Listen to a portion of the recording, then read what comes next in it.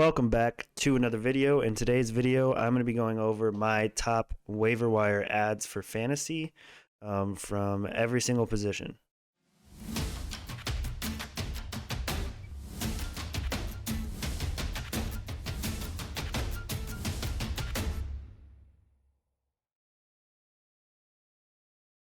Okay, so let's get started here at the running back position. My first waiver wire ad is going to be Elijah Mitchell of the 49ers.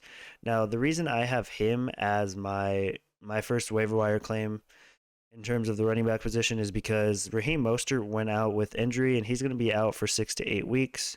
On top of that, for whatever reason, Trey Sermon was inactive. So Elijah Mitchell is definitely a guy I'm willing to add. The Niners drafted him 6 overall, and they're really high on him. And it's a positive that he took 19 carries for 104 yards and had that touchdown, finished with 16 fantasy points, and he's only 10% rostered, so you should really be able to get him. And we do expect Sermon to be active and have a role in week 2, but you should at least expect Elijah Mitchell to jump in front of guys like JaMychal Hasty in the depth chart. So I will certainly be going after Elijah Mitchell. On top of Elijah Mitchell, I'm going after Nyheim Hines. Hines finished with 6 receptions for 48 yards and also 34 rushing yards.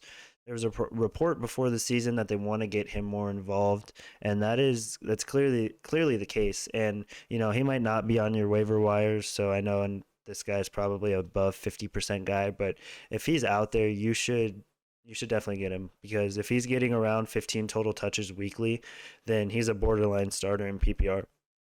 And definitely a flex option in non-PPR leagues.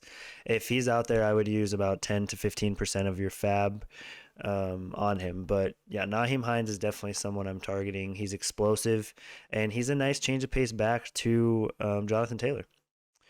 Next guy I'm talking about is Tony Jones Jr. of the New Orleans Saints.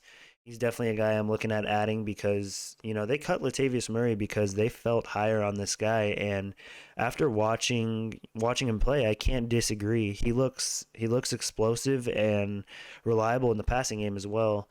He only finished with 1 catch, but he did have 50 rushing yards on 11 carries.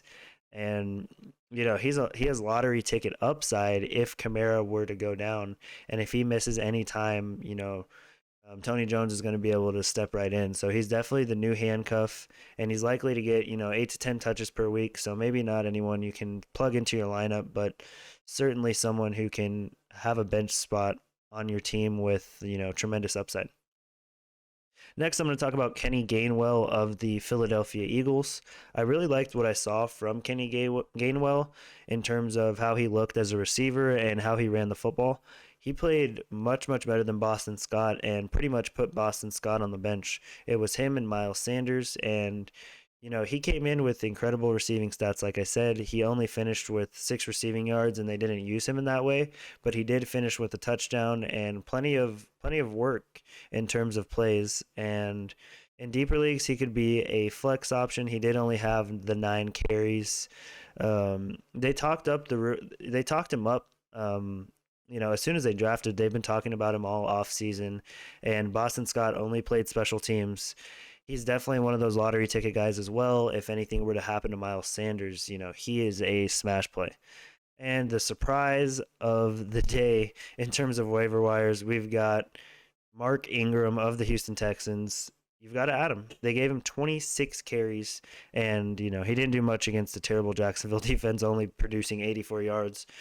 But he did get that touchdown, and I would put him behind Elijah Mitchell and Nyheim Hines. So my third option would be Mark Ingram if I can get him off of the waiver wire. He's clearly the number 1 back ahead of David Johnson and ahead of Phillip Lindsay for whatever reason, but we'll see if he's going to be able to continue to dominate touches like he did on Sunday. I don't think it's going to be that straightforward, as the season progresses, but as of right now, Mark Ingram is a great speculative ad. Getting right into the wide receiver position, I'm going to start with Mike Williams. He's probably not available in your league, but by the case that he is, you want to go for Mike Williams here. He looked fantastic in week 1, finishing with 8 catches for 82 yards on 12 targets, and he also added a receiving touchdown with that. Now, Mike Williams was projected to have a breakout season by many analysts, and myself included. It's just all about health for Mike Williams. He has the draft capital, he has the talent. It's just all about him staying on the field. And he kind of reminds us of like the Corey Davis last year, or maybe even Devontae Parker of 2019, if he gets off to like a pretty good start. So I'm really happy with getting Mike Williams off the waiver wire. I think he's a viable flex option and a wide receiver 3 on the season moving forward. Another guy I want to talk about is Nelson Agholor. He had a pretty good game with Mac Jones. He was clearly the number one target. Had 7 targets in this game. Finished with a touchdown as well. Not a sexy pickup, of course, in a low volume pass offense, but Mac Jones did throw 38 passes. Just not really pushing the ball down the field. 5 catches for 72 yards on those 7 targets, and although Myers did lead the team in targets, you still had Agholor, who had the most yards and scored the only touchdown. So Nelson Agholor is definitely an okay ad in my book. Sterling Shepard. Now, this dude showed out. No one projected Sterling Shepard to come out and be the Giants' number one receiving option, but that's exactly what he did. He came out with 9 targets, I believe, 7 for 9 targets, 7 for 113 and a touchdown, and 24.3 fantasy points. Now, he's scored a touchdown in 3 games in a row dating back to last season, and I kind of do expect him to be the Giants' most reliable guy all year. He's going to be on the field the most, and he's going to be able to deliver flex numbers by minimum on a weekly basis. So I really like adding Sterling Shepard. If he's out there, go ahead and get him in your leagues. Next up, you have Cole Beasley, the PPR machine. I thought it was going to go down a little bit, at least from a volume standpoint, but it doesn't. He gets 13 targets, 8 receptions for 60 yards. He's not going to make any big plays, but it's those receptions you're targeting in PPR formats. Cole Beasley doing what he normally does, just catching, balls that are not far from the line of scrimmage and not doing much with them, but it's valuable in PPR.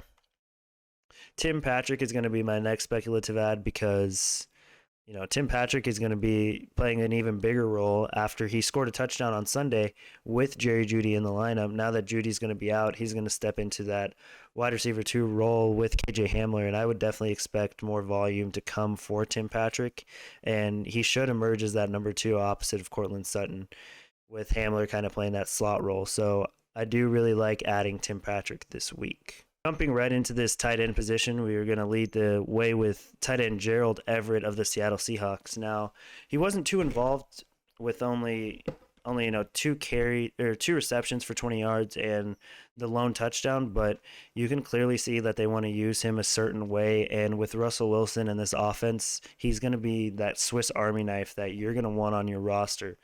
I think that Gerald Everett can finish as a top 12 tight end.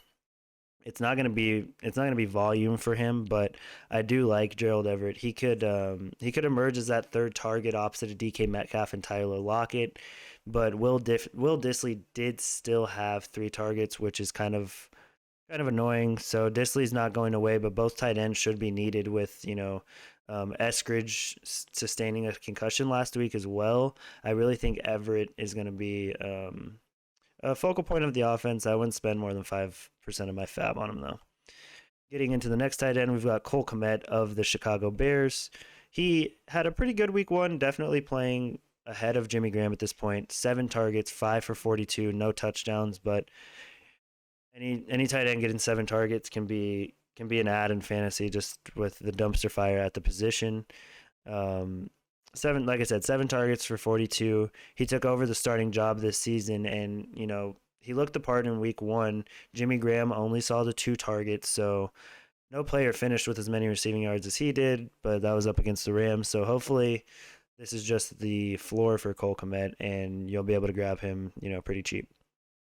Next is James O'Shaughnessy, another guy who received quite a bit of targets from Trevor Lawrence. He had 8 targets on the game, finished 6 for 48, and was clearly the number 1 tight end for the Jaguars. Now, it's not likely that this guy sees 8 targets on a regular basis. It's just, this is someone I'd be interested in adding. You don't know how this passing offense is going to work with, Urban Meyer and Trevor Lawrence. So if you need a dart throw at tight end, go with James O'Shaughnessy. Okay, so these are going to be the defenses I'm adding this week. I'm first going to go with Cleveland, who plays Houston. I'd love this matchup. Cleveland's going to be on every waiver wire due to them playing Patrick Mahomes and the Kansas City Chiefs this past week. So scoop Cleveland up if you can. I like Green Bay going up against Detroit. Although Detroit got some garbage time yards up against the Niners, I don't think their offense is actually going to be very good. And Green Bay is going to be pissed off after losing that blowout to New Orleans. New York Giants at Washington football team. I like this mainly because you have Taylor Heineke behind center and a Giants front four that should be able to get some pressure. But that is going to do it for my waiver wire show for week 2. I appreciate everybody for tuning in. Please leave a like, comment, and subscribe.